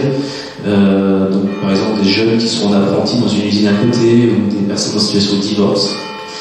Et enfin, travailler sur des micro-collectifs en habitat autopromotion qui pourraient lier habitat et travail, l'idée étant d'aller constituer des communautés de gens qui auront un attachement aussi à développer plus que vivre, enfin dormir dans ce logement, mais aussi développer vraiment une vie forte dans le centre-bourg. Donc voilà quelques exemples de ce que ça a pu donner sur certaines communes aujourd'hui dans notre réflexion. Ici, on est sur une commune de Saint-Pré, dans cette typologie de parcelle qu'on a, qui est donc un regroupement en fait de deux entités foncières en seconde zone de centre-bourg. Vous avez ici la place du centre-bourg. On a ici une parcelle qui est peut-être en composition. On est venu proposer donc suite à un échange avec un des élus qui habite aujourd'hui de ces maisons de lotissement de Saint-Pré, qui se voit un petit peu vieillir et qui se rend compte que sa maison n'est plus forcément adaptée à son âge et à ses besoins à venir, et qui s'imagine bien dans une forme de communauté de béguinage avec des petites maisons, et qui est en train de lancer une dynamique, qui est en train de préparer un appel à projet auprès des habitants pour monter un projet collectif donc autour de petites maisons en T3. Donc Cornu, on a une grande parcelle en long. Donc de même manière, on a des parcelles qui sont des regroupements en fond donc la place du centre-bourg est ici, puis on a une grande parcelle comme ça qui s'étend sur un poteau au sud, où donc on est venu travailler dans la pente sur des formes de longères évolutives. Ici à Cornu, on a plusieurs ZAC qui sont en extension du centre-bourg, et c'est vrai que les gens aujourd'hui, quand ils viennent à Cornu, vont chercher plutôt cette typologie de maisons, de maisons plus jardin. Donc là, c'était essayer de trouver une alternative un peu plus concurrentielle. Et donc on a fait sur ces différentes études des bilans promoteurs. On a fait le point avec les promoteurs qui sont associés à la démarche, et on se rend compte, on s'y attendait un peu, mais là on a permis de le matérialiser concrètement, que voilà, on avait une difficulté à équilibrer le bilan promoteur pour différentes raisons. Une des raisons principales, c'est qu'on a un prix de marché qui est très faible par rapport à la première couronne de la métropole, ou par rapport même au cœur de la métropole. Ça joue beaucoup dans la balance. Et des enjeux aussi de complexité liés à ces parcelles qui sont assez difficiles à appréhender, donc des coûts d'aménagement, des coûts de construction qui sont du coup impactés. Et aujourd'hui, on est en train de faire un travail d'optimisation sur chacune de ces études et de travailler avec ces opérateurs, ces maîtres d'ouvrage, sur qu'est-ce qu'ils pourraient faire pour eux l'attractivité, et comment demain aussi donner des arguments aux élus des communes pour qu'ils puissent convaincre et montrer qu'effectivement il y a des solutions qui peuvent fonctionner. On a des pistes d'action. Donc là, vous avez une carte mentale qu'on a construite avec les promoteurs. On a questionné qu'est-ce que l'attractivité d'une parcelle de centre-bourg par promoteur, et donc questionner sur les différents champs qui sont associés à l'attractivité, et identifier pour chacune de ces thématiques des solutions, des pistes d'action qui vont permettre de débloquer ces bilans. Donc voilà, vous avez un ensemble de pistes sur à la fois du montage opérationnel, des outils architecturaux de programmation, de la commercialisation et des packs serviciels. Donc par exemple, une des pistes là qu'on est en train de regarder, c'est travailler sur la question de la seconde voiture. Aujourd'hui, les PLU dans ces communes imposent 2 places de stationnement par logement. Donc sur des petites opérations, sur des petites parcelles comme ça, on se rend compte que très vite ça va beaucoup impacter la parcelle, et ça va limiter le nombre de logements qu'on pourra construire. Donc c'est développer l'idée d'un pack mobilité. Donc quand demain un habitant viendra acheter cette maison, on va lui aussi proposer une réponse par rapport à sa deuxième voiture, et un accompagnement pour qu'il fasse évoluer sa mobilité. Et du coup, ça va travailler comme ça à l'optimisation du bilan global du projet. Plein d'autres choses aussi, mais du coup, je vais abréger pour faire cette petite... Juste peut-être conclure sur les guides, parce que je crois qu'il y avait une commande de Rennes Métropole, donc de guides référentiels. Voilà, effectivement, ça va être à l'issue de cette étude, on va effectivement fournir un guide méthodologique à la métropole et leur proposer différentes pistes de levier d'action. Voilà, vous avez quelques exemples ici, alors ça va se formaliser sous forme d'un guide assez complet, avec des liens, des références de projets qui se sont faits, et leur présenter donc, des exemples qui seront issus nous, des 6 fonciers sur lesquels on travaille, pour leur montrer voilà, sur chaque foncier comment nous on a réussi à faire un projet qui fonctionne, auquel on a un bilan qui s'équilibre, et quels sont les outils, quelles sont les actions qu'on a mis en place pour réussir à faire sortir ce projet. Bon, merci. Voilà. On a été un peu plus long que prévu. En tout cas, il y a plein de solutions, d'innovations, il y a plein de mouches aussi. À différents niveaux, enfin, que ce soit en périurbain ou sur des résidences d'artistes, enfin, je ne vais pas refaire l'histoire. Mais merci beaucoup, merci pour toutes ces idées qui vont bien m'enlacer, j'espère. Et puis, on va des idées très neutres.